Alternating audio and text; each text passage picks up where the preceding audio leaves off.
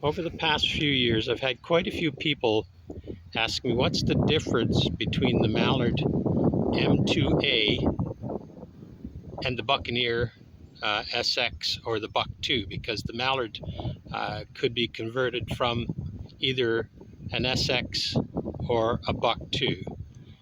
As far as I know, this is the only SX that was ever converted to a Mallard.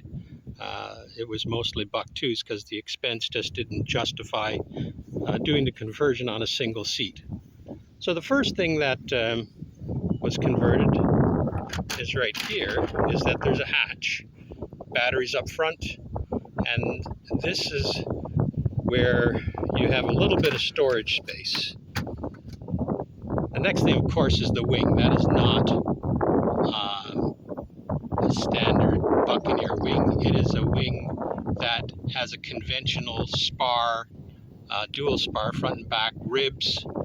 It has a leading edge, hard cover aluminum, which makes a D-cell, very, very strong wing. The wing is shorter than the standard SX wing, and it's a high lift wing with flaps.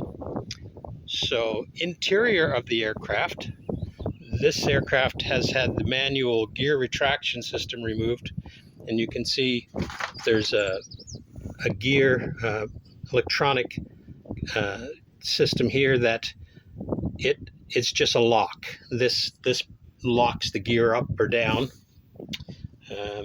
and then over on this side there is the electronic screw drive that retracts the gear. It has a 12-gallon fuel tank. That's not so special, but it is designed with a 12-gallon tank. The turtle deck is aluminum. That's a great deviation from the stock plane. The other thing is that the actual wing, the wing is lower on the Mallard by about 3.5 to 4 inches. I'm not sure. I'd have to measure an SX to see the difference, but it is lowered to give better roll rate. There is zero dihedral on this aircraft, so that's also designed for better handling. Retractable gear, a Scott tail wheel. Surfaces are all covered in standard aircraft fabric. I'm getting this ready for paint, so you can see that it's been stripped down, and anywhere the stripper has hit a little bit of color discoloration. So that's the basis of the Mallard. I'm running a 503. The previous owner had a 582 on this, but I'm a 503 type guy, and it flies quite well on a 503. There's electronic trim.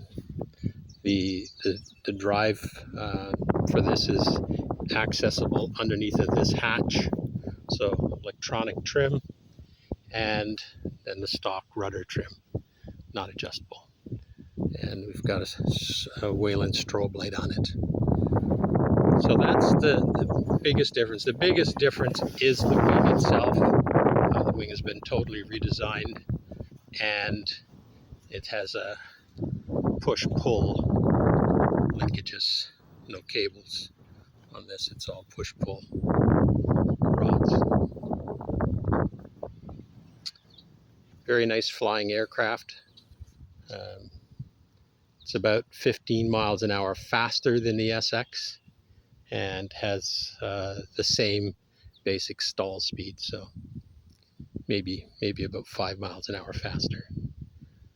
So I've got a new windscreen on this last year, so it was getting pretty crappy, and that's about it. If anybody's got any questions on the SX, feel free to ask, or in this case the Mallard. All right.